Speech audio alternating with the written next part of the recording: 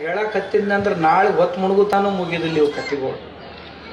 ಅಂಥ ಛತ್ರಪತಿ, ಸಾಮಾನ್ಯ ಜನರು ಅಂದ್ರೆ ಪ್ರಾಣ ಛತ್ರಪತಿ. ಕರ್ನಾಟಕದ ಮೇಲೆ ಬಂದಿದ್ದಾವ, ಕರ್ನಾಟಕದಲ್ಲಿ ಅದು ಹೋಗಿದ್ದು. ಒಂದ್ಸಾರಿ ಆ ಕಡೆಯಿಂದ ಹೊಳ್ಳಿ ಬರುವ ಹೊತ್ತಿನಾಗ ಯಾವಗಲ್ಲು ಗದಗಿನ ಹತ್ರ ಸಾವಿತ್ರಿ ದೇಸಾಯಿ ಅಂತಕ್ಕಿ ರಾಣಿ ಜೊತೆ ಶಿವಾಜಿ ಸೈನಿಕರು ಯುದ್ಧ ಮಾಡಿ ಸೋಲಿಸಿದ್ರು.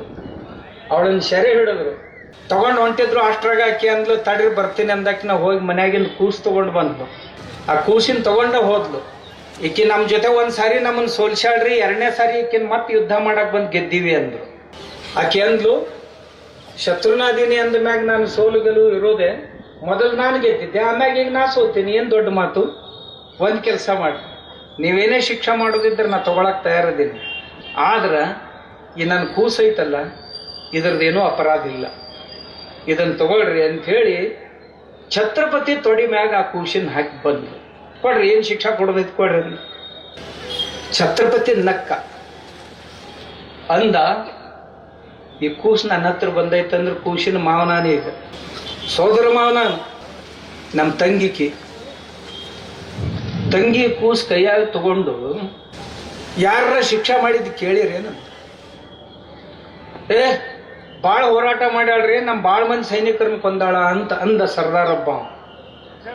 ಶಿಕ್ಷಾ ಬರಿಬೇಕೀಕಿ, ಬಾಳ ಕಠೋರ ಶಿಕ್ಷೆ ಬರಿತೀನಿ ಅಂತ. ಛತ್ರಪತಿ ಪೆನ್ ತಗೊಂಡು ಶಿಕ್ಷಾ ಬರ್ದ. ನನ್ನ ತಂಗಿಗೆ ಆಕಿನ ರಾಜ್ಯ ಆಕಿ ಕೊಟ್ಟು ಮತ್ತ ಅಣ್ಣಂದು ಉಡಿ ತುಂಬುದಂತ ತಿಳ್ಕೊಂಡು ಪಕ್ಕದ 20 ಊರುಗಳನ್ನ ಆಕಿಗೆ ಉಂಬಳಿಯಾಗಿ ಬರೆದು ಕೊಡ್ತಾ ಇದ್ದೀನಿ, ಇದು ಅಣ್ಣಂದು ಪ್ರೇಮದ ಕಾಣಿಕೆ ಅಂತ ತಿಳ್ಕೊಂಡು.